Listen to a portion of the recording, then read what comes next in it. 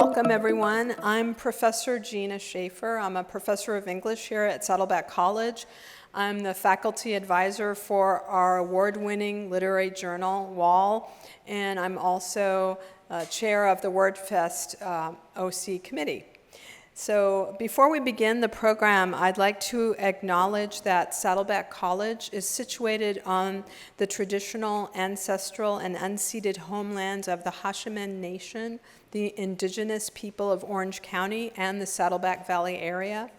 Since time immemorial, they have lived and worked alongside Kalaupa, wooded place, the sacred mountain after which Saddleback College was named. We honor their spiritual connection as the original and current stewards and caretakers of the ocean and this land. This acknowledgement is only one step towards a meaningful partnership with Native peoples as we strive to reckon with the impact of settler colonialism and genocide on their communities and homelands. We are grateful to the Acjachemen Nation and honor their cultural heritage and beliefs, which remind us of the sacred relationship between the people and the place we now call Saddleback College. Who are you? Where are you from? How did you get here? The concept of origin stories often centers around these questions, which help to explain how people came into the world, how nations were formed, and how literary characters became protagonists and antagonists in the drama of life. The notion of origins also extends to ancestral histories and geographical migrations from one locale to another. Through poetry and prose, our featured writers this evening explore the ways history and geography shape identity and cultural values. Each author will read excerpts from their work, and then we'll have a panel discussion about the themes in their works, inviting you to ask questions. Before we present our featured authors, I'd like to introduce Tram Vo-Kumamoto, Vice President for Instruction at Saddleback College, who will share insights from her own origin story.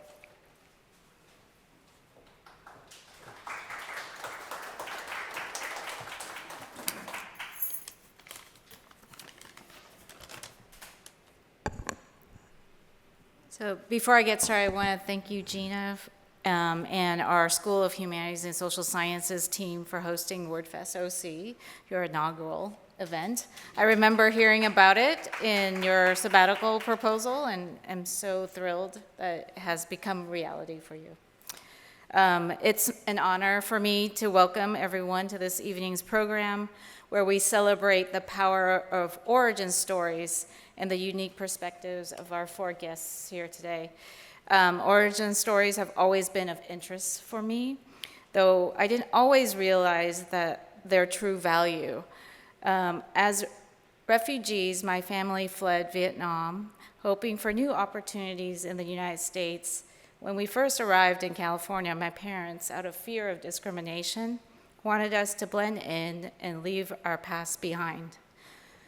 They told me to speak only English when we were outside the home so we wouldn't stand out and could be American. So for much of my formative years, I believed that hiding my story was the only way to fit in and succeed. I never shared that I took care of my younger sister when my parents worked long hours, afraid it might reflect poorly on them, or maybe someone would call the cops on us.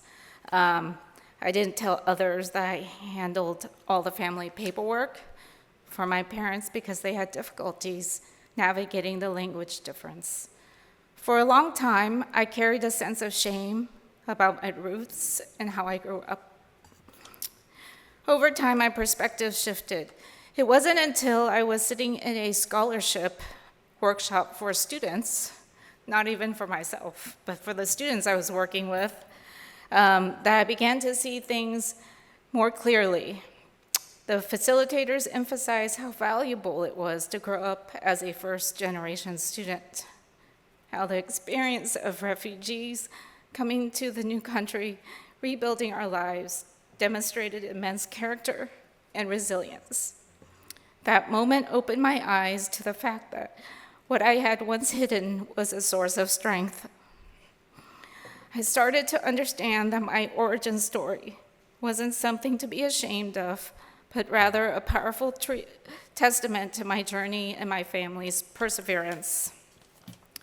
What I had once considered a burden or a barrier was actually my superpower. My experiences shaped me into someone who could navigate the complexities of life with resilience, determination, and empathy. And it's this realization that makes me appreciate origin stories more and more each day. At Saddleback College, origin stories offer us windows into our students' lives, their backgrounds, cultures, struggles, and triumphs. They help us connect on a deeper level, fostering understanding, empathy, and a sense of community. They also allow us to see each other's growth and evolution in a new light. Tonight, as we honor the origin story shared by our guests, I want to leave you with this. Embrace your story. Every origin, no matter how challenging or unique, holds immense value. It is through these stories that we find strength in our differences, pride in our journeys, and the courage to be our authentic selves. Thank you for joining us tonight, and I hope you enjoy the rest of our program. Thank you for being here. Thank you so much for sharing those beautiful and very inspiring words. Just wanted to read just an excerpt from a poem by Tina May, who was among the student poet laureates for Orange County. It says, "Today I can only begin my quest to find my narrative in a land washed away, and my heritage in the ocean whose waves won't turn back, will not stop their dance until they wipe out the coordinates of the shore." Just think it's a very powerful statement that encompasses this concept of what we carry with us when we leave our origins, or that they stay with us, our origins stay with us, even if we're many, many miles away from where we started. So I'd like to start off with our first author, the Reverend Adelia Sandoval. Adelia Sandoval is a lineal descendant of her Acjachemen ancestors, who were the original inhabitants of Orange County, California. As the spiritual overseer and cultural director for the Juaneño Band of Mission Indians, Acjachemen Nation, the Indigenous people of Orange County, California, she shares her Acjachemen culture through art, writing, storytelling, and singing. Adelia is a ceremonial leader, songkeeper, wisdom holder, tribal teacher, and healer. She is an ordained minister and created a ministry called Song of the Earth, a Native American healing service held in outdoor sanctuaries.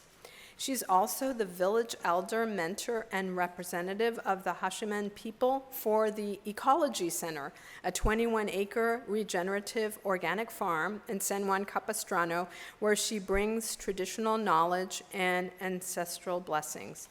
Welcome, Adelia.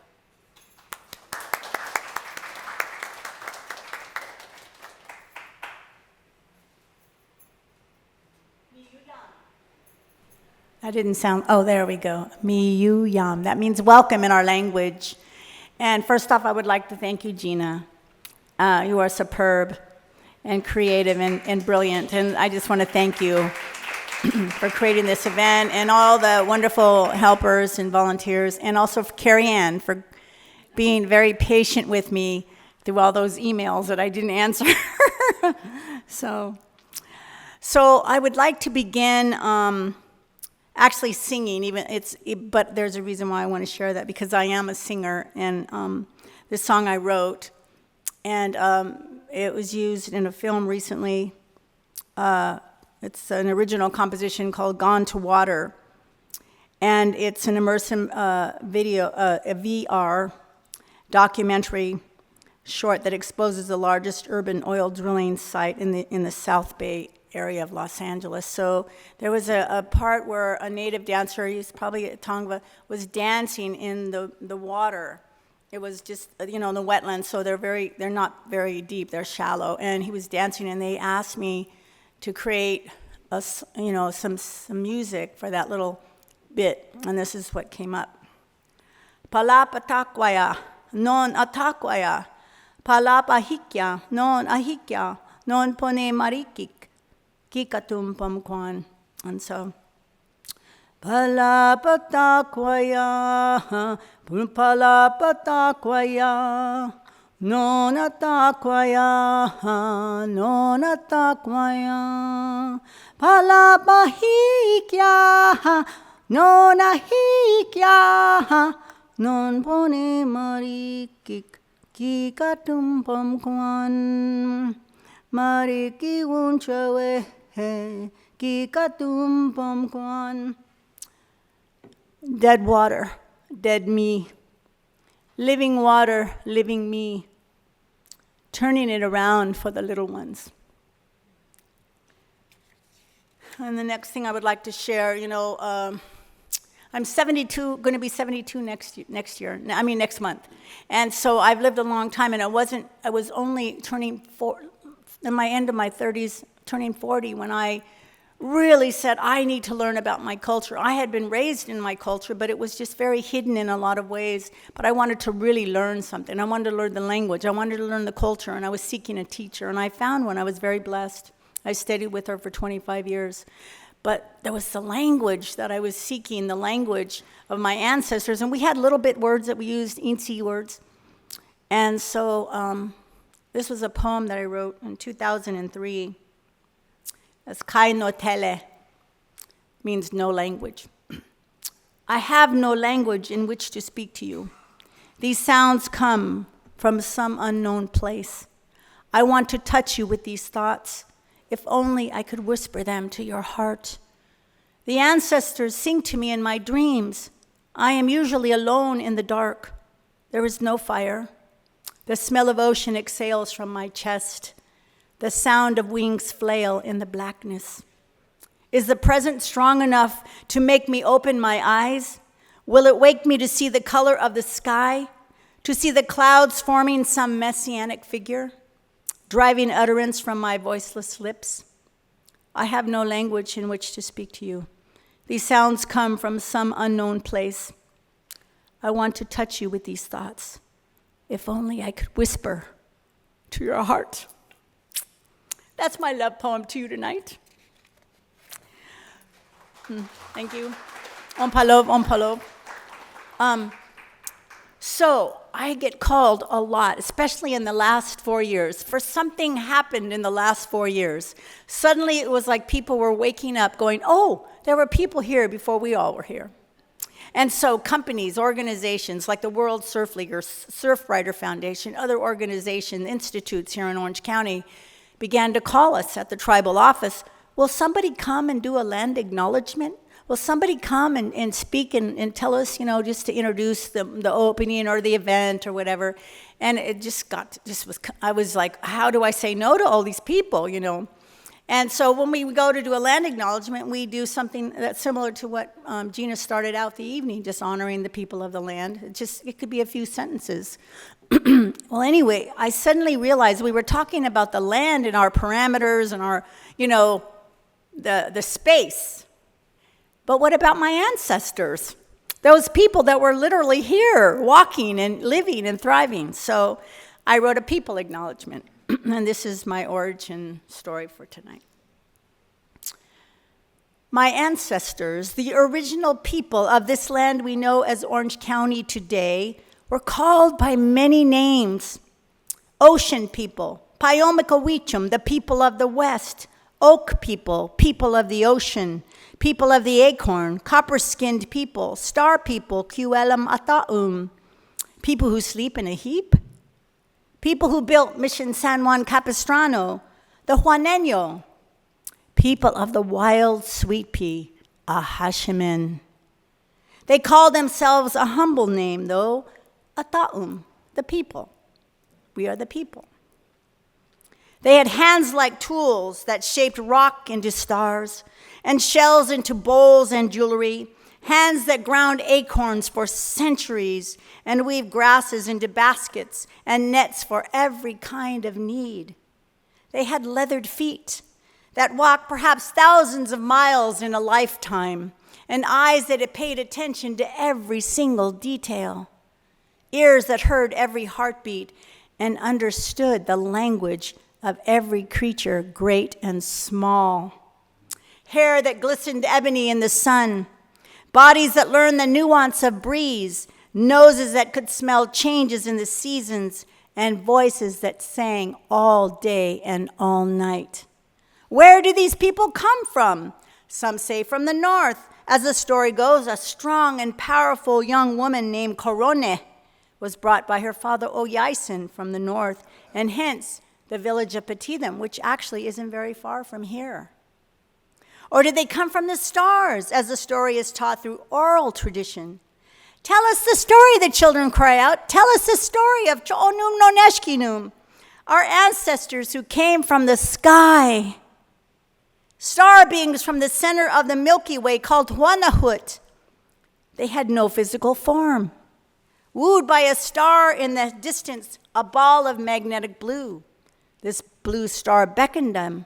Come to me, I need you, come to me, I want you. And so they came to this home. They began to call Tamayawut Earth, having no physical form. What would they do? Oh, let us fall into that place that sparkles like the sky, like the heavens we came from. That softness of void where we can easily go to and fro. And what did they do? They fell into the ocean waters and they became Patingal, the dolphin. Here they learned the ocean's many secrets. They sang and they danced and they laughed most of the time. For how long we do not know. One day, they saw their ocean cousins, the pahila, the sea turtle, walk upon the sand. Oh, what would that be like, they sang, to feel the warm sand and yet return to the ocean to play once more. So some of them, not all of them, shape-shifted into the sea turtles. And oh, what a lovely feeling to feel that sand under their little feet and to again walk out onto the ocean to play. Well, one day, as the sea turtle was dancing in the waves and playing up and down, they turned around and they looked back at the land and they saw a mountain in the distance. Oh, what would that be like, they sang, to walk up that high mountain. From there, we may be able to see the whole world. They realized, though, their short little legs could not carry them that far or that high. So once again, some of them, not all of them, shape-shifted into two-legged beings who could walk up that mountain, which we call Kalaupa today, to stand at the top and see the whole world as they knew it. To this day, they honor their relatives, their star-being ancestors, the dolphin and the sea turtle, for their wisdom and their curious and agile ways. And as time went on, the two-legged people created villages all over this land, near waterways such as creeks and rivulets, and the big river Wanicha, and near oak trees and canyons. On flat mesas for vision, they created pathways to travel from one village to the next. And soon they called it No Petam, a familiar statement of relatedness. Each village had a leader. Each village had gifts to bring to the No Petam. And out of this came two very important traits of these two-legged beings, generosity and hospitality. And clans began to form to celebrate these gifts. The bear clan, the eagle clan, the deer clan, and many, many more. Songs emerged and dances and celebrations for many days as the bears danced, as the eagles flew, and the deer turned their heads to listen. And because of this, they thrived and their life was peaceful. And they knew not the word we know today as war. Oh, yes, they squabbled, and they condemned selfish and high and mighty ways. But the balance with the earth, Tomayawu, was significant to keep everything alive and good. The ones who still connected to the stars had wisdom to teach and medicines for healing and songs to sing on new moon nights. They touched the land and knew how to feel her pulse and where it was strong and where it was gentle. They paid attention to the night sky and watched for star bodies to tell them when to do this and when to do that. They knew the great ancestor Tuomna was alive and strong and had weaved all of life together like the basket weaver who takes the beginning grass to weave the center of the basket and adds another grass to begin to give it shape and a form, and then another grass to give it a specific character and a specific role in its completion. And when it was time, the joy of life is transformed to the joy of returning to the heavenly home. The final dance begins as one travels the Puhuich Ahuta, the ribbon of stars, to Huanahut, the sacred resting grounds of our holy ancestors. On Palov.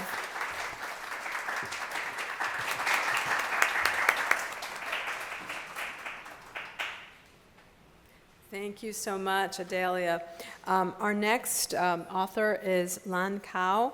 Lan Cao was born in Saigon, Vietnam, in the middle of a war that devastated all Vietnamese in both parts of Vietnam. In 1975, when South Vietnam was defeated, Lan was adopted by an American officer, a close family friend, and sent off to live with his family in Connecticut. When her parents arrived in the United States several months later, she moved to Virginia to be with them, starting high school as a freshman in 1975. She attended Mount Holyoke College and Yale Law School. While working at a major Wall Street law firm, Lan wrote a critically acclaimed novel, Monkey Bridge, published by Viking. Michiko Kakutani of the New York Times wrote this of Monkey Bridge.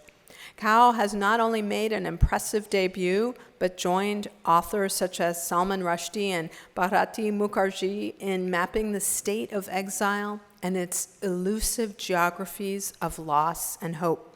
She's also the author of The Lotus and the Storm, published in 2015 by Viking, and co-author of Family in 6 Tones, A Refugee Mother, an American Daughter, also published by Viking in 2020. Welcome to Lan.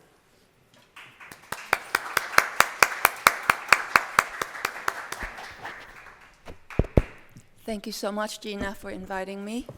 And thank you, everybody, for being on this panel, for me to be here with you. And thank you, the audience. So as Gina mentioned, I came to this country in 1975, first by myself with an American colonel whom my parents had become friends with.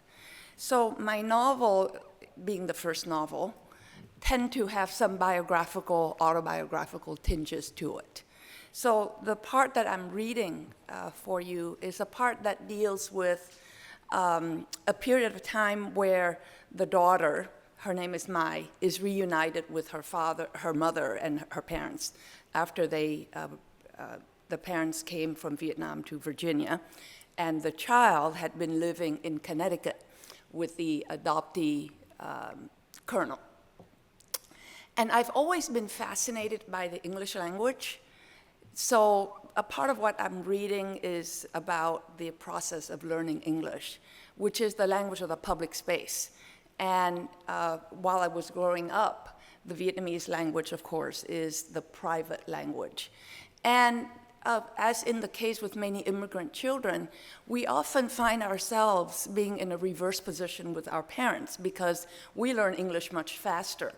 And there is suddenly a switch in authority, whereby when you leave the household, the parent is relegated to a lesser rank position, and it's the transition back to put them back into the higher rank when you enter back the private space can be very turbulent sometimes.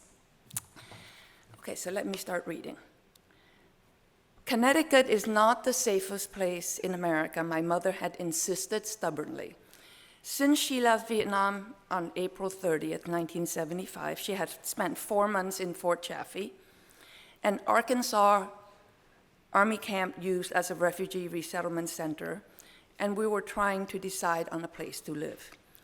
It did not matter that I was already settled in Connecticut with Uncle Michael and Aunt Mary. The paraphernalia of trust that coaxed my mother to Northern Virginia consisted of a Catholic church willing to sponsor us, but most important of all, Virginia beckoned because it was a mere 30 minutes away from Washington, D.C., capital of the United States and of the free world. In war, she said, the capital of any country is like the king in a game of chess. It's what you protect first and foremost because it's the most precious. The same way you intuitively bring your arms to shield your face, the way a mother lion embraces its cubs in the folds of its body.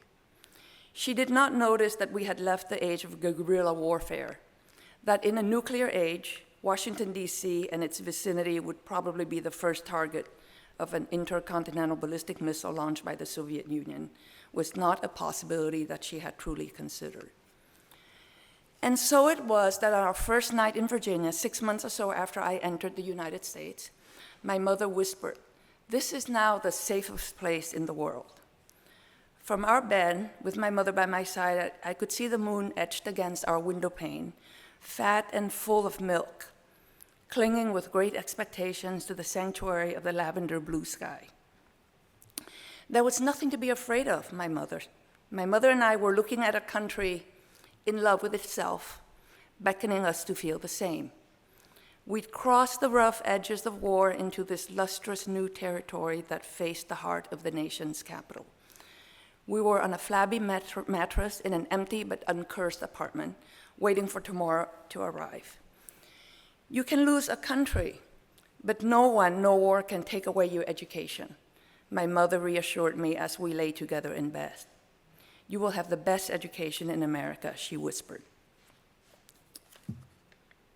My superior English meant that, unlike my mother, I knew the difference between cough and enough, bow and through, trough and thorough, dough and fought. The new language I was beginning to learn began gathering momentum, like tumbleweed in a storm. This was my realization.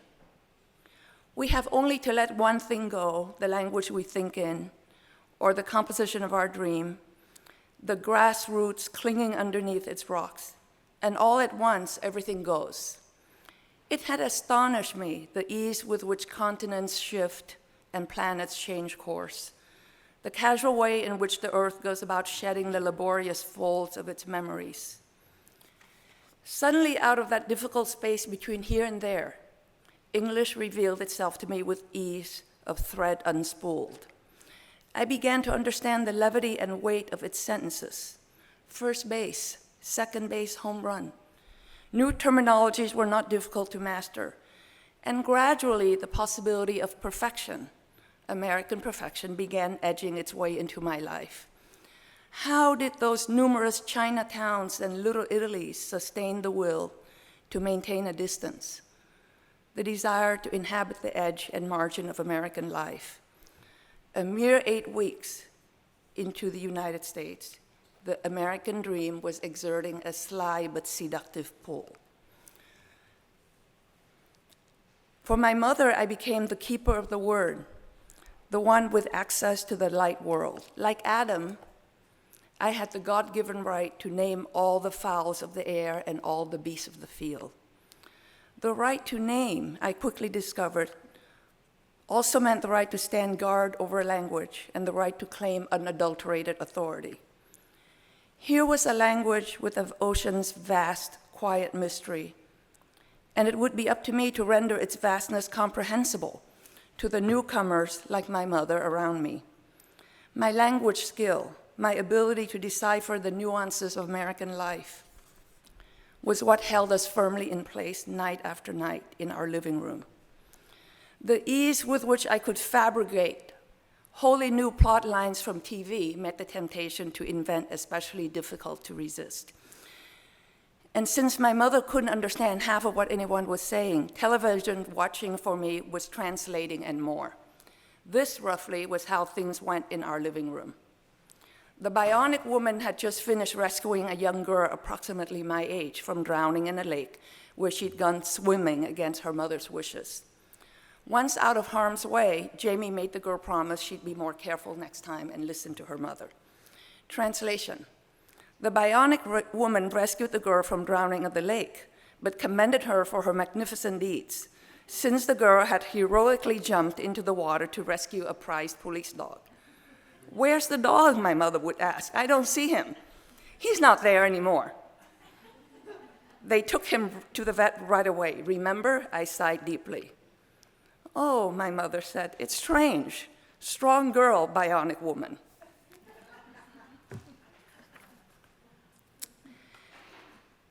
It was also on TV that we witnessed the collapse of South Vietnam.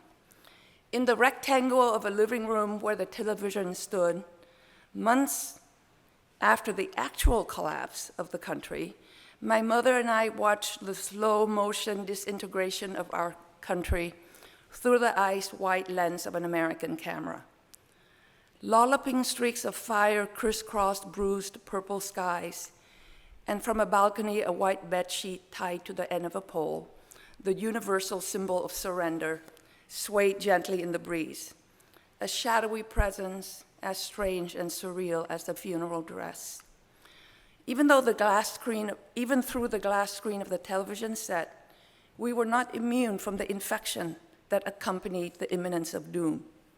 The sad, savage end was in sight, played and replayed slowly with the pace and rhythm of a second hand, brooding notch by notch across the stark face of the impassive screen. History was being cataloged here, the missed opportunities, blunders, and outright mistakes. Interesting stories emerging, the commentators noted. America's elaborate determination, for instance, to keep all plans for the final evacuation a secret from the South Vietnamese population. Weeks before the final American departure, while plans were being worked and reworked, it had apparently been clear that the giant tamarind tree in the parking lot of the U.S. Embassy would have to be cut down to make room for the final evacuation. But to fell the tree would have provoked a national panic. The tamarind tree had become a symbol of American protection, its branches looming implacably from the embassy compounds, a reassuring reminder of American commitment to South Vietnam. The tree must have struck the ambassador as infinitely connected to history, and he had denied urgent requests that it be chopped down. There would be no panic while he was in charge. Something could still happen at the last minute. Emergency aid from the United States, perhaps. But the Marines under his command must have known better. They noted the width of the tamarind's torso, the way its branches spread haphazardly across the length of the parking lot. Outside the embassy compounds, Saigon was still struggling to fill its lungs with air. But inside, in the darkness of night, the soldiers from the embassy surreptitiously sawed through the part of the massive trunk. And when the ambassador finally allowed it, all they had to do was topple it, simply and quietly and with nothing but the weight and force of their bodies to make room for helicopters that would take embassy personnel out. Already the story was being repeated as standard history. My mother continued to gaze at me to provide her with a plausible translation. "Are they saying anything important?" she whispered. Her undramatic transformation from mother to child could still be a surprise, even though I was beginning to believe that that aspect of her had always been there, like a stackable chair permanently folded inside her body. I reached over and stroked her shoulders. We were in a new, immovable world, fortified by its proximity to Washington, D.C. From now on, our future lay in the capital of the United States, the free world, our new home, where promises, real and hypothesized, would be made as extravagantly as they would be broken. Thank you.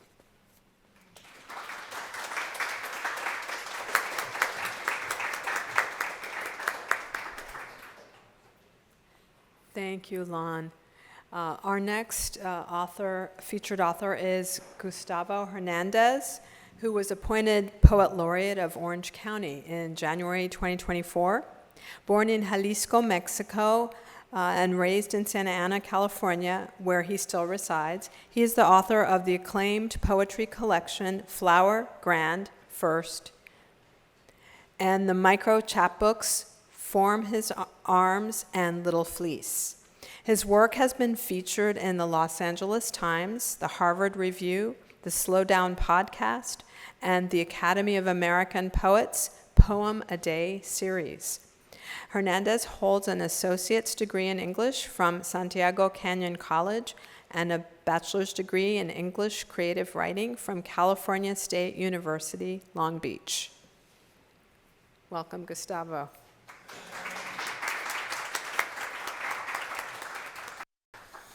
Hi, everyone.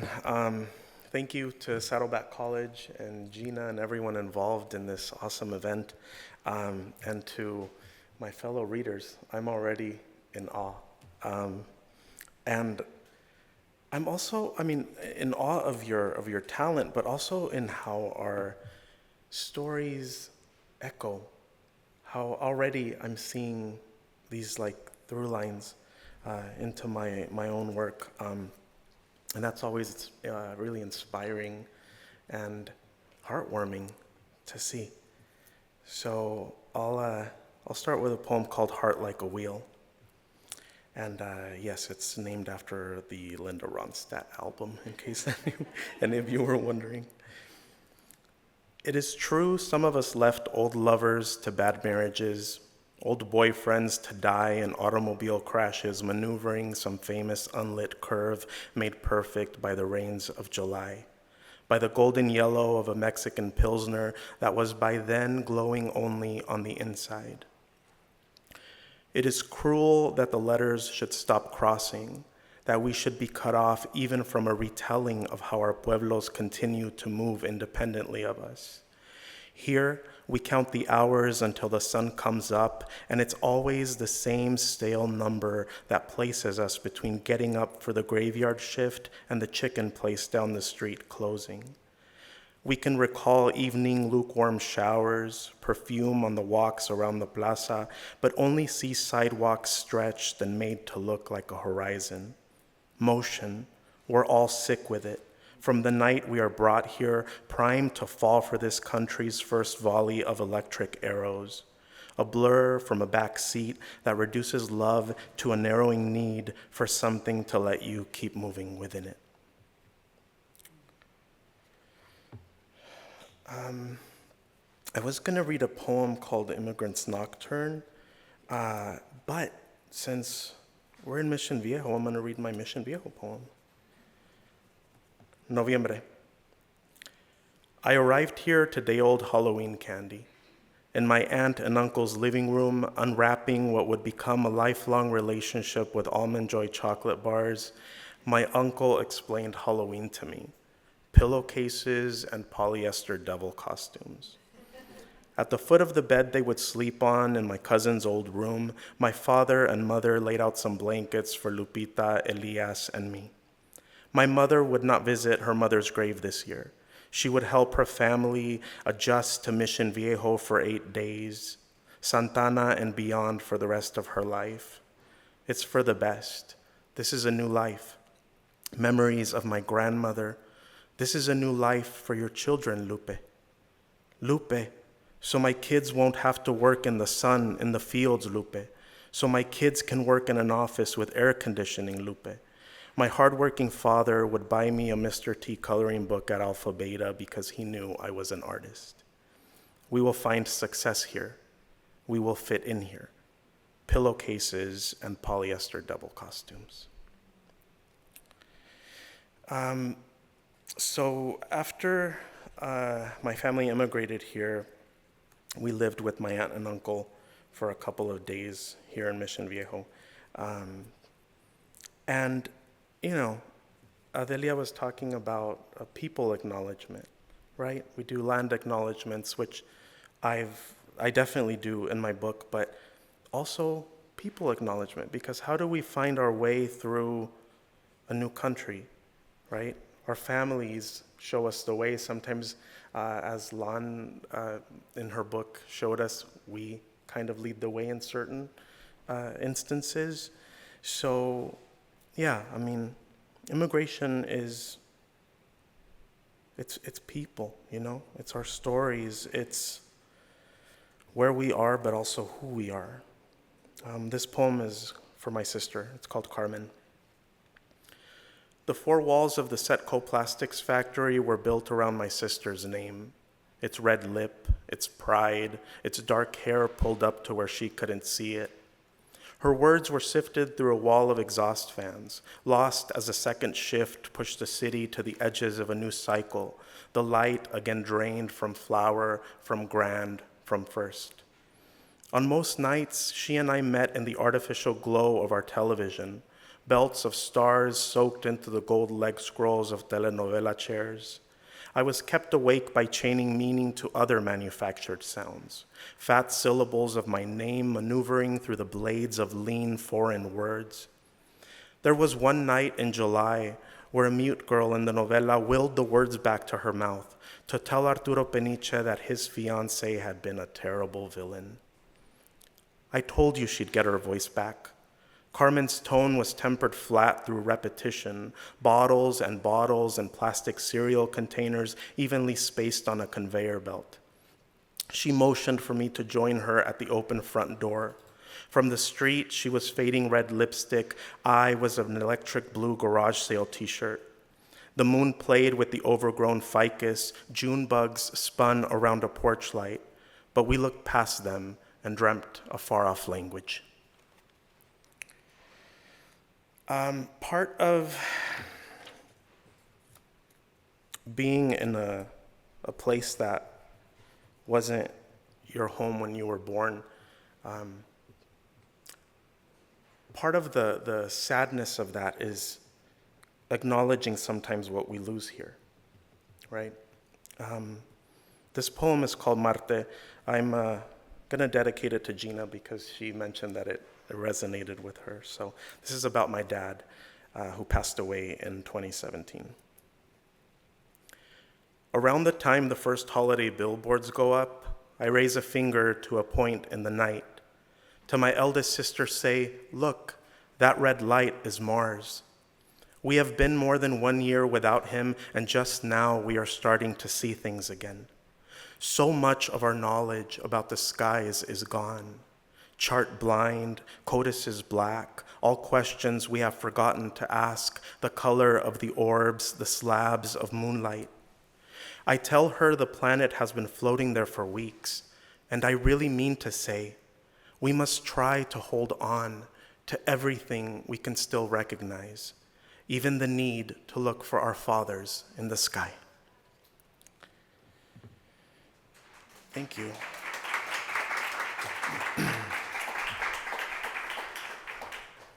So I'm going to read a couple of new poems, and one of the things that I think about when it comes to immigration is that it isn't always this, rush of raw emotion dealing with the moments when we first came here. Sometimes it's what happens to us when we've made a life here, when we've rooted here, when certain parts of us have become still here, when we've loved here, when we've lost here, and what we've become here.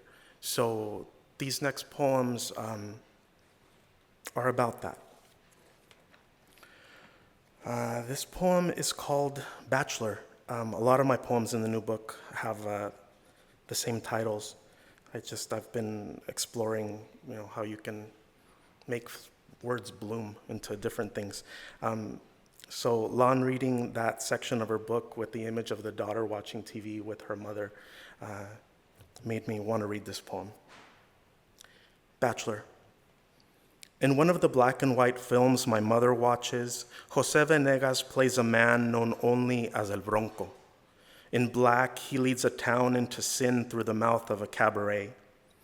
In the next, Meche Barba dances under a white perfumey pseudonym. The men at her hips are announced only as her satellites. hired to smile and to mimic her movement, slick and rehearsed. I tell my mother that is the only way I want to know how to love.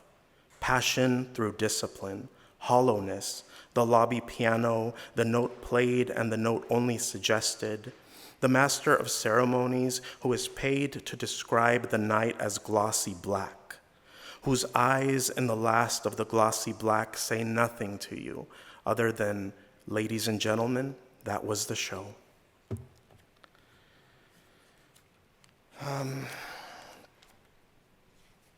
Okay, this is another poem about my father. It's called Son.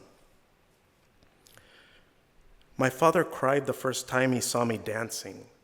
Not an early dance, not a spring dance, a fall wedding. I was in my 30s. He cried. That is how far he thought me from that kind of joy. There are years where to a parent you're a dotted outline, missing, heart stirred and rummaging through suburban bars. Think about it. How much of your laughter ever made it out of those dark and humble markets? So what did my father really have to go on? Those summers on the front steps, his sad golden boy leaning against the stucco with a cup of instant ramen, a sunset? Okay, I'm gonna love poem you all, because, we need that. And you know what? It's gonna be romantic love, darn it. It is. This poem's called Estoy Aquí. What you feel, it is the breath of the next world. I know. I have been here with the door and this window open all day. And the next world has found its place again in this kitchen, and it is still my father telling me the sky is clearing, and it is still the avocado tree in the backyard for decades recklessly giving itself away. It is a song that's been the pillar of poem after poem, and it is the day after the day you said you loved me. You know, my mother always warned me never to mistake a house, not even hers, for the house of divine providence. But you are here with your palms over my palms, and your face almost feels like a miracle. All right, I'm gonna read 2 more poems. And I'm under contract to read at least 1 poem about my mom, but this new book has a ton of them, so she won't get mad at me. Nocturne, the kind where the horses have been hitched to the trees, where the granary door's been locked and the money stashed in the box in the wall. If it's free, my grandfather used to say, I will take even a punch to the face. I think that's a misquote, but that's what I do these days. I mess with the syntax, live in the belongings of the dead. My mother goes to bed and I'm left to turn the locks in the house, to sit in the kitchen and survey what's left on the table. I know there is no way to safeguard what we have, no bolt that will hold. My grandfather couldn't have seen himself growing old, his fortune at the mercy of so many. What happened to the late hope in the rain rustle of the cypress, the ordered security of the stacked rocks against the cows in the pasture? Only now, nearly alone, do I realize how little of the earth you can take with you. Not the paper that counts itself whole in my pocket, not the bread and milk, not even the bread and milk I have in the smudge between night and the morning. This poem is also called Son.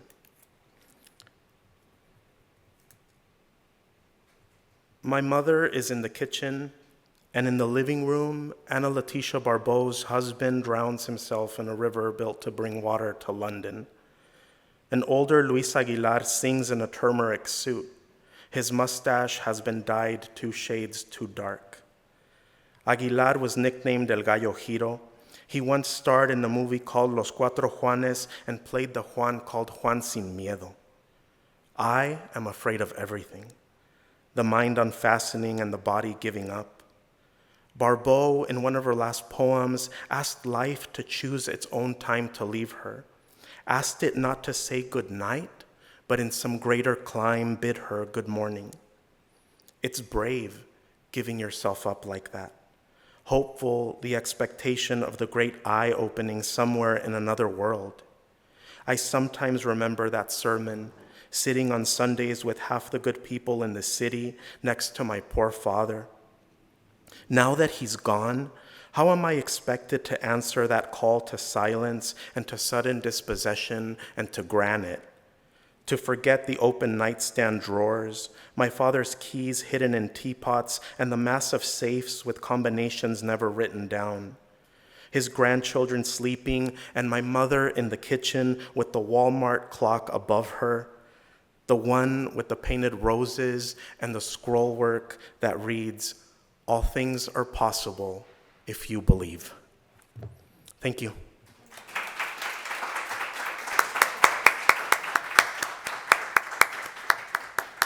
Thank you, Gustavo. I appreciate the personal dedication.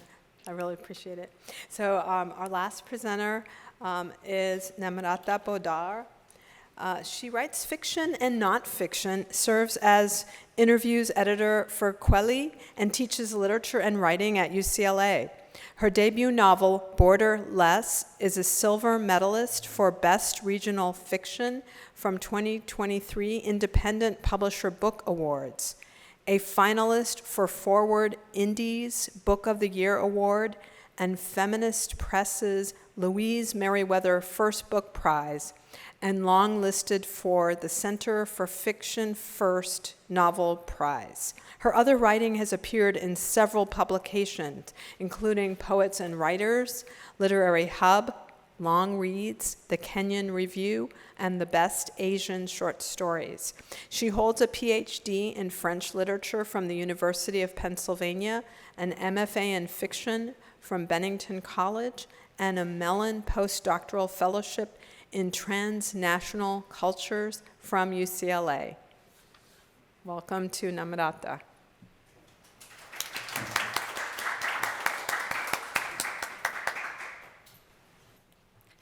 Hey everyone, thank you for being here. Thank you also to Dr. Gina Shaffer and the staff at Saddleback College, including Marianne, with whom I've most consistently been in touch with, for just putting this inaugural LitFest together, having me here. It's a real honor to just read to you a little bit from my debut novel, Borderless, here, especially alongside my beautiful native and local peers, and just hearing your work and learning from it. Origin stories. So much of my work, fiction and nonfiction, really resonates with the idea that Gustavo brought up today, that sometimes migration is the experience of what happens when migration has happened and you've made a home elsewhere. And I know generations of my family come from a history of migration. Generations of my family, including myself, we haven't lived in our desert ancestral land in South Asia. So origin story, as someone who is descendant of this history of migration, I feel can be grasped perhaps just in the idea of migration itself. That's where I place origin. My origin, my community's origin in the act of migration.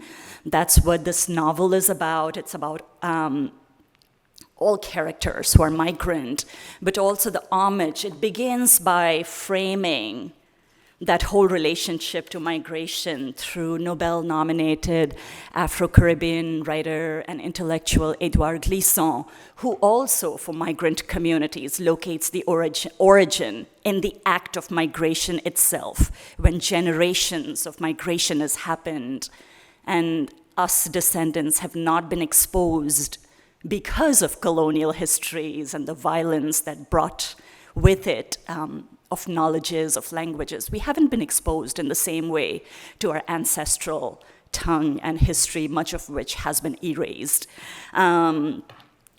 With that, this book talks about a protagonist, Dia Mittal, and her journey eventually to the United States and her making a home in California. And it constantly juxtaposes it with voices and perspectives of a global, migrant, brown community of South Asian roots, it's always hard to pick one little excerpt and share that with an audience. So what I'm going to do is today I just decided, because we are here in Saddleback College, to read you something from a chapter that takes place in Mission Viejo, because the second part of this novel takes place predominantly in Orange County. And this is a time in the novel when the protagonist, Dia, she has migrated from Mumbai. She's already in California. She has acquired upward mobility and gained the status, so to speak, of a middle-class American life. She's not struggling financially in the same way that she struggles in the first part of the book. And she's just given a birth to a child. So I'll start from this moment when Dia is a new mother, and the chapter is called Ordinary Love. As new parents, Dia and Neil had often heard from older couples in the families that the early years of marriage are rosy, rosy, rosy. True colors of a couple come out once they have a child. That's when you have to adjust, adjust, adjust. This last line, aunties recycled more often, eyeing Dia. Adjust, she told herself while locking the seatbelts around their 1-year-old daughter, Tarini, in her child's seat. Neil's uncle was hosting the Diwali party for all of her extended families-in-law, the Samskaras, at his house in Mission Viejo. Dia and Neil hadn't recovered from their fight over their plans for Hawaii, but it was their first outing for Diwali with Tarini, so they decided to play social that evening. While driving, Neil turned on the sports channel. He knew how much Dia disliked the male anchor's whiny voice, alternating between a commentary on sports and politics with predictable quips on women celebrities. While driving in the pre-baby days, they'd mostly talk about their day at work, their latest with friends, travel and retirement dreams, or listen to music they both loved: the Beatles, Queen, U2, Bob Marley, A.R. Rahman, Neil cracking her up with his loud singing, mostly out of tune. Now she couldn't recall the last time they checked in with each other, held hands while driving, or looked into each other's eyes before that habitual goodnight peck. Blame it on the baby, the sleep deprivation and the fatigue. Blame it on 5 years of marriage and the monotony of seeing each other day after day after day. Midlife crisis, as Goras would call it. Blame it on the anger and frustration seething within from bumping into the same issues over and again. He accusing her of being antisocial and indifferent to his family. She accusing him of intimacy issues in marriage and an over-attachment to his family. Adjust, Dia told herself as she clasped an oxidized choker around her nape. She resisted the urge to turn down the radio volume and the strong air conditioning in the car, another one of their frequent points of contention. Dia was always cold, Neil was always hot. Adjust. Dia wrapped a cashmere stole around her silk kurti and glared at her husband. The way he seemed focused on the road, she knew he wasn't ready to call it a truce over Hawaii. She wouldn't either. Let him get it once and for all that his wife wasn't a pushover, and she wouldn't apologize for not wanting company during their trip, especially as a new family of 3. She switched on her phone and logged into Instagram. The party in Mission Viejo was the usual intergenerational affair, the older men discussing Trump's America or Modi's India in one side of the living room, the older women discussing the Mahabharata and the new production on the other side, the younger men discussing the Lakers by the bar, the younger women cooking in the kitchen, and a few others chaperoning their kids playing hide and seek in the upper floor's living room.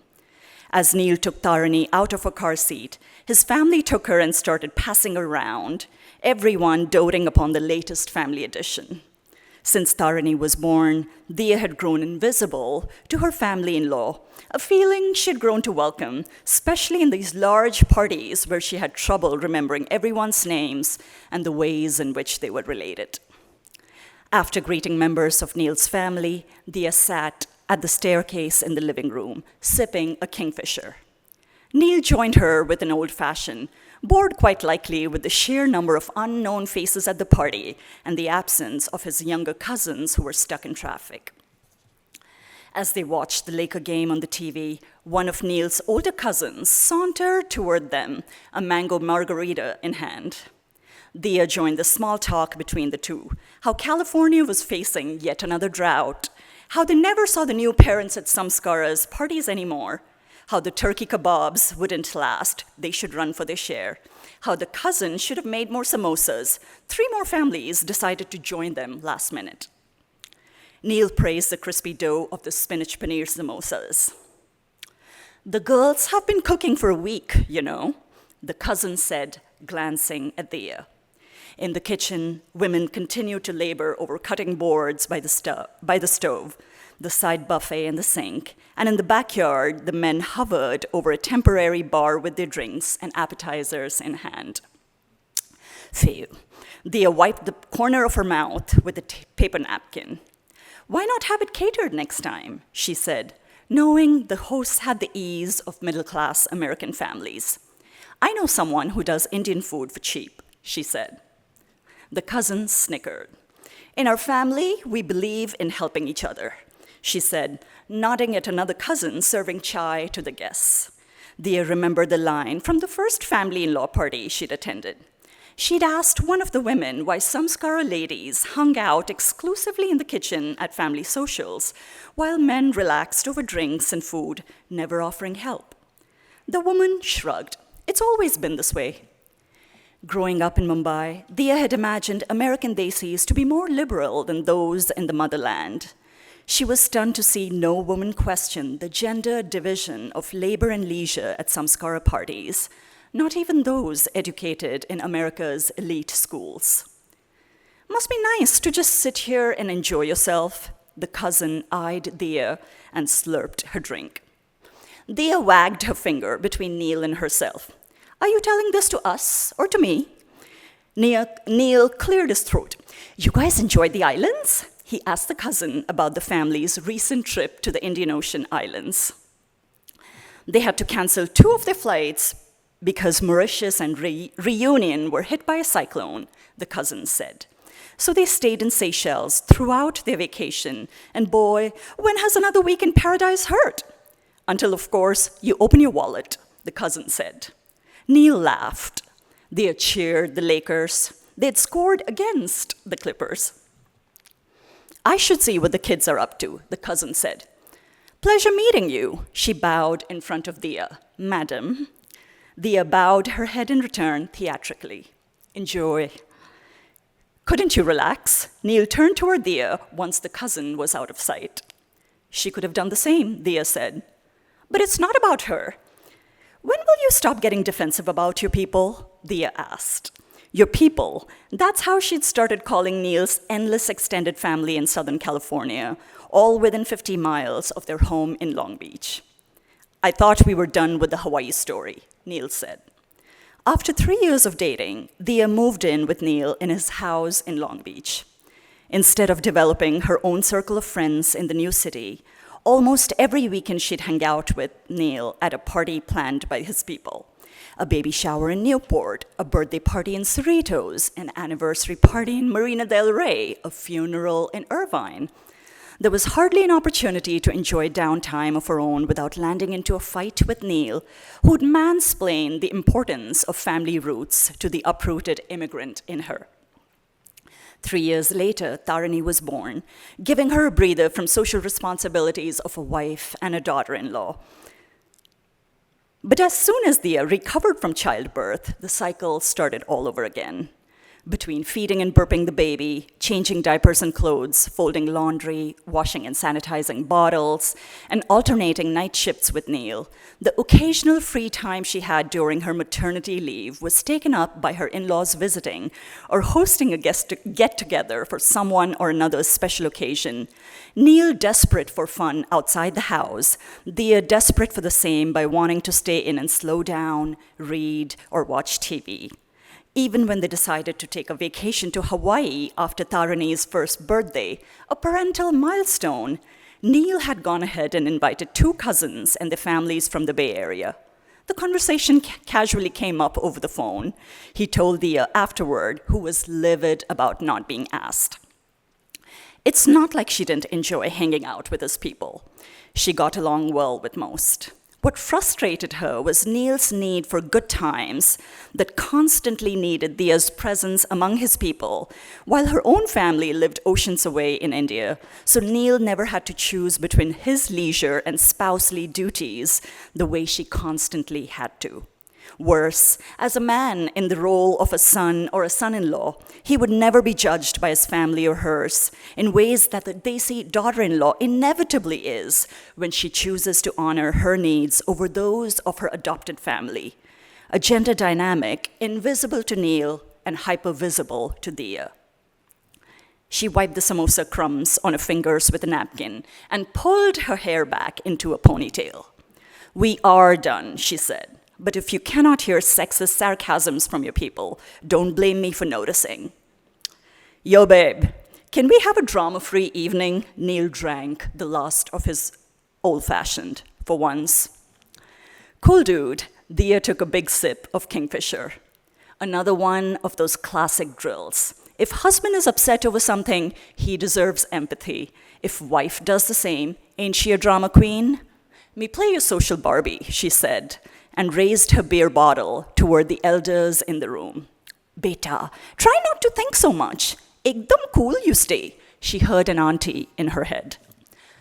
I will stop here. I have to share that my fiction is not all this domestic, but this was also because it is very unlike my nonfiction that comments very directly on the public sphere and race relations and decolonization, which is sort of the big through line through my work and teaching and research.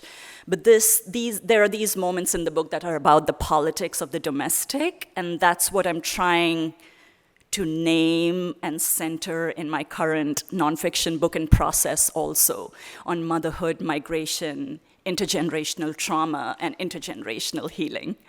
Thank you very much for your attention.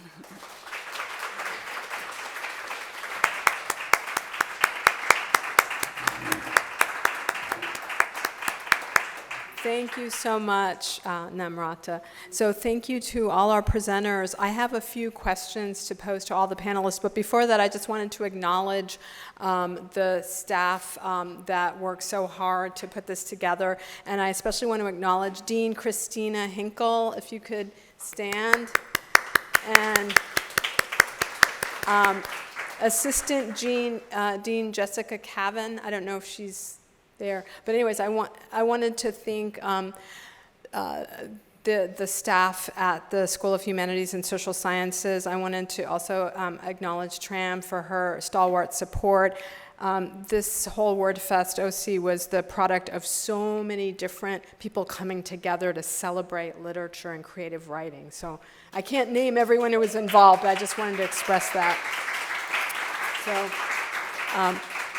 So the first question I had for all the panelists, I guess you can, whoever wants to chip in, I was wondering how your country of origin and cultural heritage influences the genre and style of writing that you use to express yourself, because we had a mix of poetry and excerpts from novels. So I just wanted to ask about that, what makes you choose to express through a poem versus a novel or nonfiction prose? Well, I'll go. I usually like to go first, Tony, because I just want to get it out of the way. I'm sorry about that. But anyway, no, because I just have something to say about that. Like I was sharing earlier, I was almost 40 when I really started just saying, I have to just get busy here. I've got to start doing something, because I've always known I've been a Acjachemen, one Enyo, we call for many years, associated with the mission San Juan Capistrano.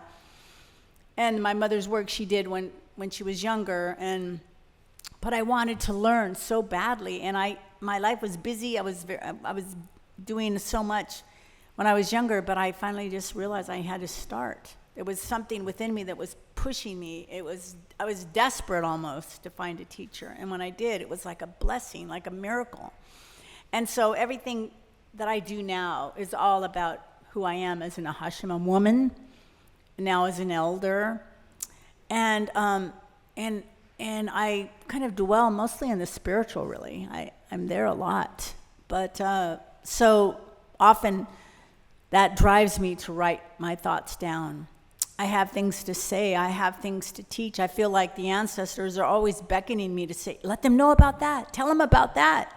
You know, because I think we've gotten so far away from them. And I'm not just my ancestor. All of our ancestors here, each one of you, you know, they had such beauty and wisdom in the past, working with the earth, listening to the sky and the stars and the wind. I mean, all of us, every one of us have that connection. And it's like, if we don't start telling that now, it's going to be lost. I feel like it's going to get lost because the little ones need us. They need us to tell us those stories so that they can begin to see that for themselves. And maybe, just maybe, there'll be some turnarounds with regard to our relationship with the earth.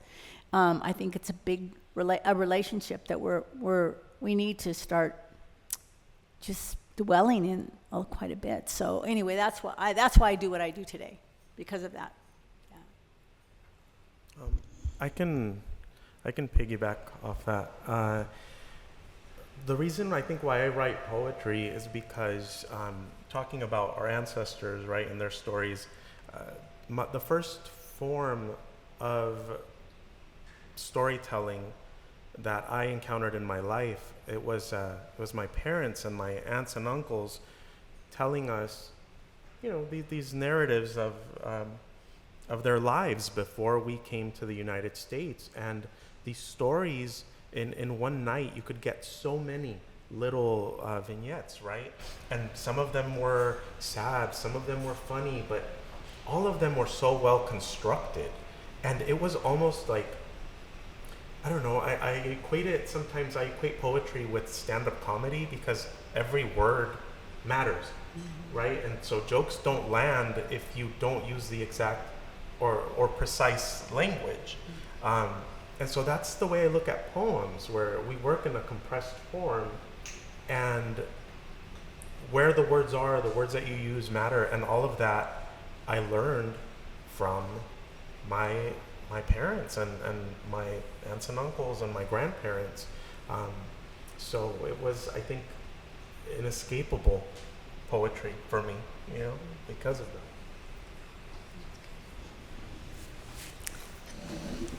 So when I came to this country, I was just about to enter.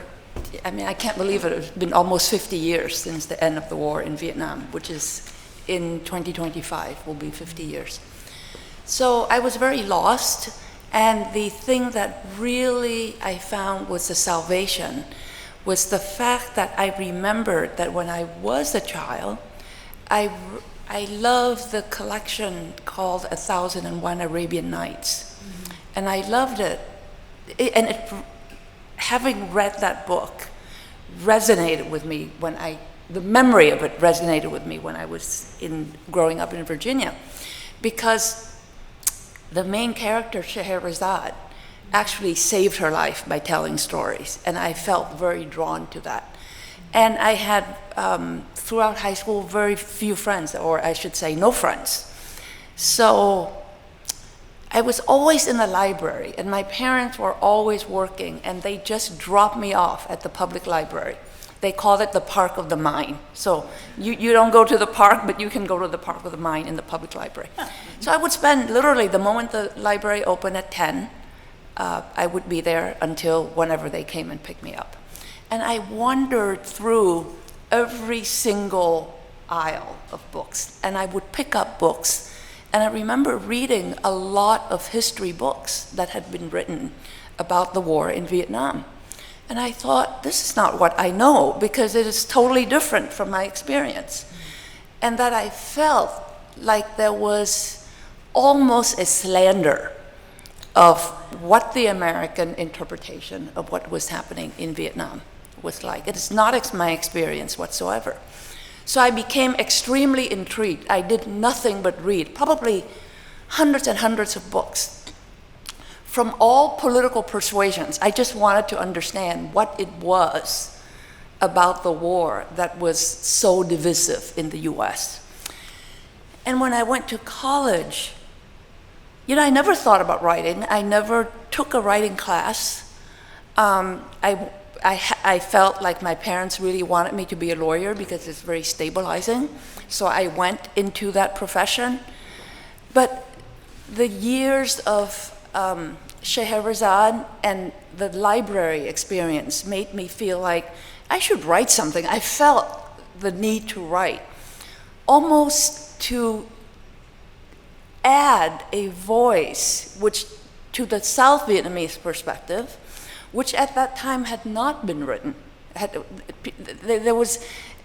It was even amazing that the American vet were able to write at all because they were viewed as lunatics when they came back. So I thought, if the vets who are American were so hated, how would we, the refugees of a war that nobody wanted to remember, how could we ever be even tolerated, right? Much less embraced.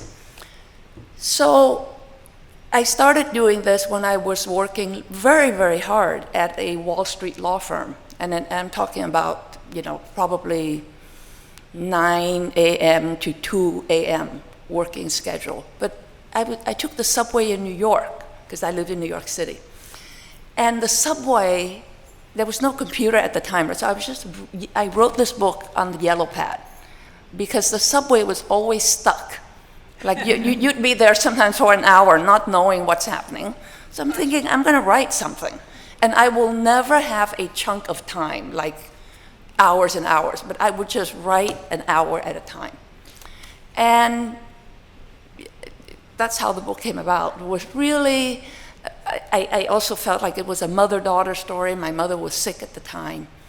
And I was very frustrated by how we were being portrayed. And I thought, number one, I want to show our perspective, which is just as important as an American perspective, because after all, the war took place in Vietnam. So how can the Vietnamese be the background? Speaking guttural languages in American movie representation of Vietnam. And then secondly, I also wanted to use the book to fill in the gaps so that every time you mention the word Vietnam, it should not just be about war. Because the American experience in Vietnam is really only 20 years. So for a whole country with a 1,000-year history to be defined only by the 20 years of American experience, I thought was also wrong. So that's what made me write, and it was very natural for me. I felt like I had been meant to write the book since I was a child reading fiction, and I decided to use that 2001 storytelling perspective to save myself from being deluged with what I thought was misinformation. And I can continue. Can you hear me, everyone? Yes. Yeah. Coming back to Gina's question on questions of form, genre, and style, I consider myself a narrative writer. I've mostly written in the form narrative, less poetry. And I feel I don't pick my genre in which I'll write, whether it's fiction or nonfiction. It's really the writing that tells you what form it will turn out to be. When I started writing Borderless, which was 17 years back, it took 17 years, and I talk about this all the time. Why did it take so long?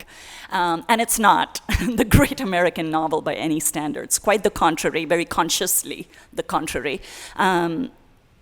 It wanted to be fiction because I was hearing these voices, and I yearned to hear these voices in literature. And South Asian literature, South Asian diasporic literature has a rich, very old legacy of writing, but I did not hear people from my community in that literature. So that's what prompted me to write Borderless, because I wanted their voices and the way they do language as well. The way different characters in Borderless, they talk in English, is very much their own. It's a migrant English in many different ways. I don't italicize their words. It's very fluid. I think that's how form reflects content.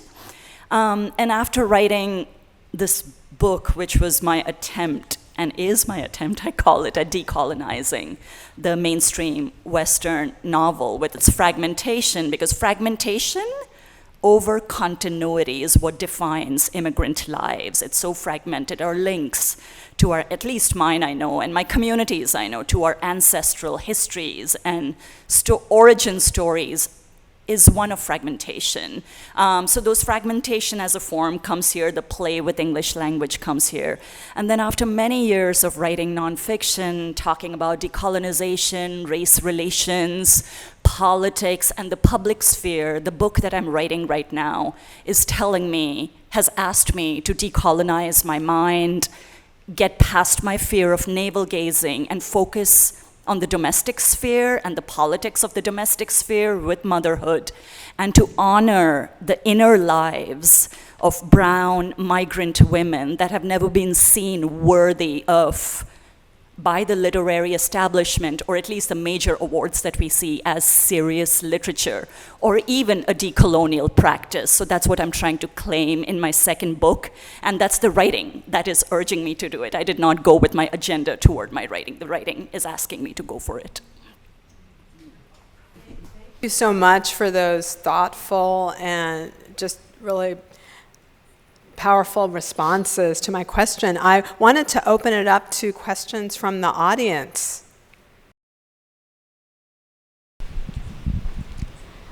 When you first started writing, did others around you open up to your ideas of wanting to write about the subject that you picked, or were they shutting you down? Were they closing you down? Maybe they were reacting negatively. Were they opening up to you? Any of you? I'll go because there are so many people in my poems, so many people in my family. The response that I got from them, because I tried to be as ethical as I could with, the stories I was telling and the very real people who are in them. And so before I committed a poem to the manuscript, I would read the poem, share the poem with the person, and then see how they reacted. And I didn't really have an idea of what that would look like, but everyone that I shared the poems with was grateful, which was really nice because it clarified something for me in what I was doing. Is I wasn't just writing a book of poems about me. I was, or just writing a book of poems. I started becoming a keeper of stories and started kind of being the family historian in one way, because all of my family really keeps our history in one way or another, even just, not even just, importantly, passing stories down using our voices, right? Storytelling. But yeah, I felt like I was taking my place in the family as a little bit of the family historian. And it meant everything to me. And it made me want to continue writing and honoring those people and honoring their stories. I'm sorry, I don't remember your name. Adelia. Yes. Brilliant that you thought in the 40s, I gotta do this. Have you thought that maybe you will be now the teacher as an elder, which we are saving? As an elder now, would you want to embrace someone that is feeling what you were feeling? Yes, that's been my it's a very big concern to find that one, or two, or three, or four. I've recently realized I won't find one. I may find 5 or 6, because, for me to find my teacher at 40, and I studied with her for 25 years, and she, I needed an Acjachemen teacher. I didn't want a Lakota teacher. I didn't want an Ojibwe teacher because they were from some other place. I wanted people from here, people that could teach me about my own people, my own ancestors, and my own traditions. And I found her, and I was just in awe of this woman. I sat at her feet every single Monday, and I went, I listened to her with bated, I was like this, I just wanted to learn. I was like a sponge, And so what I've noticed about today, there are so many distractions for our young ones. That to find, a young one that has, tell me about my ancestors. To find that child is like gold for me, because okay, kid, come, I'm sit over here, let me talk. It's not that bad, but I feel like I'm looking all the time, noticing, paying attention to the young ones. These 20, 30-year-olds. Really, and so it's so important for me to find them, because I'm, like I said, I'm 72. I hope I can live another 20, 30 years. I don't know how many years I have. It's totally creator's business in that regard. But I do know that there is a sense of urgency in me once again to have these young ones to share what I know, because I was taught so beautifully and wonderfully. I want to give that to them so they can continue it on. There's a saying in most tribal nations, that what we do this day, we do for the generations to come.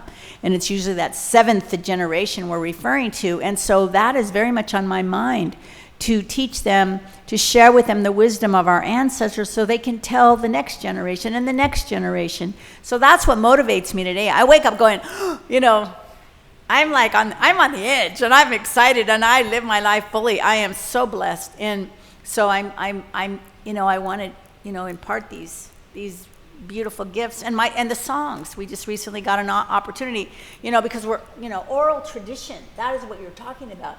The stories that have come down, everyone shared generation after generation, oral tradition. The songs that we sing through oral tradition. And so it's a very beautiful thing. And so there was a time when my teacher said, oh no, we can't write our songs down, we can't, even recording was a little bit. Just before she died, she gave me permission to record our songs, because, it's very, and everybody listens to music now and so I just got an offer. I'm so excited. I won't tell you from who, that, Adelia, we want to help you record your songs. And I was like, wow. I've had little offers there, but this is a big offer. So I was like, okay. So we're getting the women we have a singing group called the Tushmalum Halekatum, the hummingbirds that sing. And I said, okay, you women start practicing. We're going to start practicing these songs, because we're going to record these songs. We're going to sound really good, So anyway, but yeah, there is a sense of urgency in my heart. Yeah. Any other questions? I see a couple of hands back here.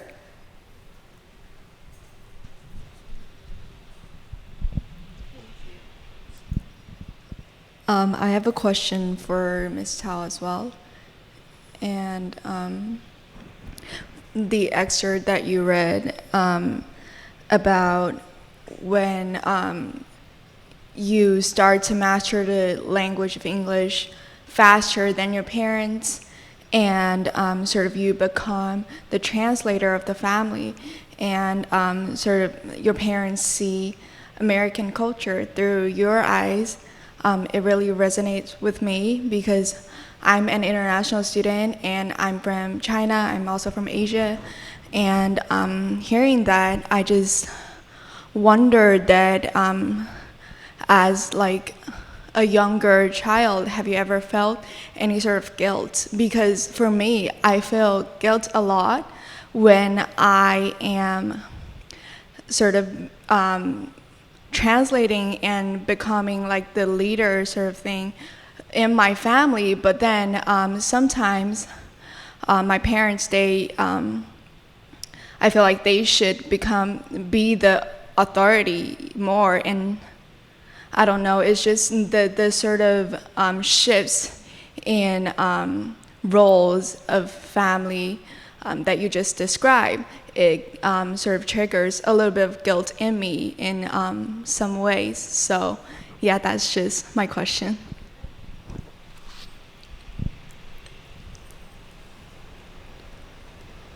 It's not just that as a child, one learns a language faster than one's parents. It's also that you are forced to go into the American mainstream. So you're forced, you're propelled into the need to assimilate much faster. So while there's a paradox in the sense that your parents want you to succeed, but by succeeding, you have to separate from them at the initial stage, right? Because you're not going to succeed if you are unable to speak English or you're unable to learn the ways of the mainstream. And that process is actually a very violent process, right? The thing that people call the melting pot, it sounds like it is smooth because it just melts, but it's actually very, very violent. So when you're going through that and you talk about guilt, it's not, as I said, it's not just about skill level, that you're speaking English better or that you know the ways of the outside world more, but also that when your parents accompany you into the outside world, you see that they are looked down upon, right? So you're witnessing their diminishment by the English speakers, because they're going to have a much stronger accent. They are not going to be able to really know how to navigate. And I remember noticing that even people like clerks or bank tellers, people that we interface with, will talk to your parents like they're children. Because when somebody speaks with an accent, the person who doesn't speak with the accent immediately has more authority and starts to infantilize the other person right away.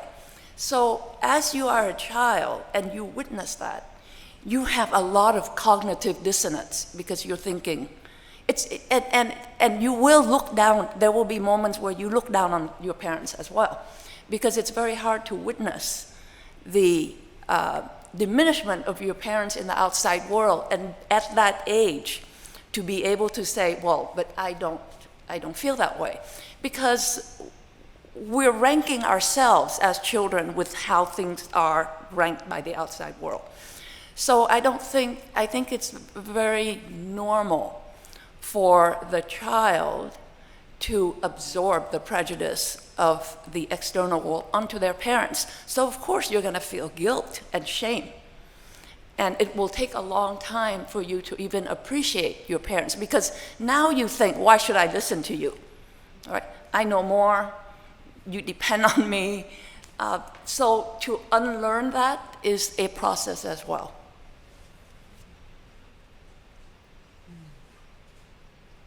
I think if I may just quickly add to what Lan said, what we are talking about is also the relationship between language, power, hierarchies, and hegemony, right? Who holds cultural power? And I feel like it's not just children, that's a huge part of diasporic communities, of adults as well. I know certainly my book talks about these hierarchies that we reenact within our own communities toward sort of newer immigrants, right, who come with thicker accents. Language absolutely encodes a hierarchy. And that process is also called racial self-loathing, where one internalizes the colonial mindset and then reenacts it toward one's own people until, like Lan said, one unlearns that process. And that is the process of decolonizing one's mind and seeing more clearly the relationship between language, hierarchy, and power. That I think adults are more prone to do that with a certain education as well, right? Toward seeing power and unseeing power than children are. Yeah. I just want to comment on one thing that Lan said about the melting pot being violent, being a very violent process. And I think that all of the feelings of guilt, the feelings of shame, I think they're natural in those types of environments because they're driven a lot of the times by fear, right? Because not only are we having to guide our parents through these structures that are impossible sometimes for people to decipher, to navigate, but we have to do it as children, and we have to process so much as children. We have to become so acquainted with humiliation, right? And learn how to process humiliation as children, which is, I mean, it's an awful task to an awful burden to put on someone. And so, yeah, I mean, I think that these feelings, it takes a lifetime to, I mean, I don't know, can you ever process all of them? I don't think so, but it's an ongoing thing, and they pop up at different points of your life, but it's good to have discussions like this and to hear from different perspectives, because I think it gives us more tools to dismantle these things that we have to dismantle to heal. I think I don't how do I want to say all these things? It's so tragic, you know, prejudice, and it's painful to think about it or to see it happening.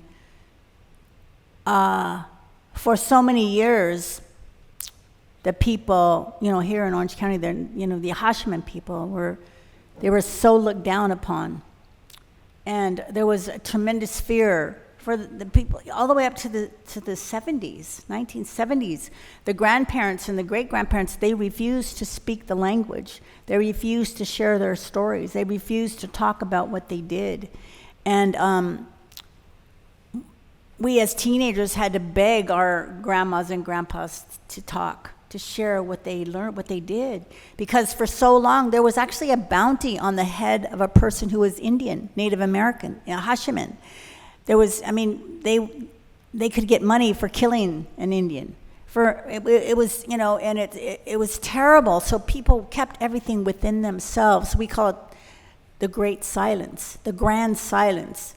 And may I say that on November the 4th, there's going to be a PBS special on breaking the grand silence. It's going to be an interview with our tribal chairwoman, Heidi Lucero, and one of my tribal brothers, Jerry Nievelas, talking about that pain, that anguish, that suffering that our recent ancestors suffered because they were afraid they would be killed, and they didn't want to talk about anything. They wouldn't speak the language. They'd speak the Spanish, you know, and even that was, you know, that was how they spoke. They didn't speak a lot of English.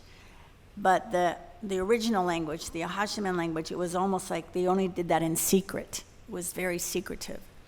So it's very sad. However, what I've observed recently is there's also a lot of guilt out there about how the Native peoples were treated. And so the present generations, you know, they're saying, oh, I'm so sorry. I get a lot of apology. I'm so sorry for what our ancestors did to your ancestors, you know, and I can feel their burden. And I think it's very interesting, you know, this. So there's a lot going on, you know, from in every angle that you look. But it's in it, and hopefully we can learn to love each other better, because it's just so tragic, you know, the way we have treated each other generationally. And you know, it makes me sad. I want to cry, you know, because it's just painful, and it's true, that violence, you know, that violence. It was always there. That fear of retribution. I could tell you terrible stories of what happened to the people. My tribal people, by the European people that came over, and to taking the land and tricking people to sign over their land that they had, just because credit came into the conversation. Oh, Mr. Rios, you can have that saddle. It's a beautiful saddle. All you got to do is sign this little paper. Oh, and he couldn't make his payment for that saddle. Oh, well, all you got to do is just sign over that little chunk of land behind your house. And it was credit came into this conversation, and people slowly started taking land from the people through this very clever thing they called credit. So, I mean, and that's not too long ago that was happening. So, yes, you know, there was a lot of violence, a lot of treachery, a lot of underhandedness that went on, how we treated each other. And, you know, all I can say is, you know, can't we stop that? Can't we stop that behavior? It's because it will keep going, and that's something we don't want to teach our children. We don't want to teach them about these things, and it's so painful. So a lot of healing needs to occur. Wow. Well, it looks like we ran over a little bit, but I really appreciate you sharing and teaching, and all that you've talked about just raised some really deep and significant issues. And I feel like you have all been teachers, right? Adelia talked about, who's going to be the teachers. You have all taught us, and we've been enriched by this really enlightening conversation. So I thank each and every one of you for sharing, and for sharing with each other and with us. So thank you so much.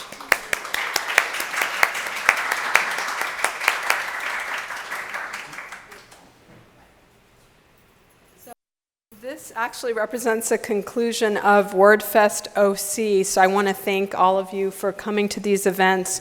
Many, many acknowledgments are here on the board. I'm not going to read them all, but I am just so heartened by all the support that we've gotten from you, the participants, and from our audience, and I hope that we are able to return next year with our second WordFest OC, and everyone, of course, is welcome to come back. So thank you.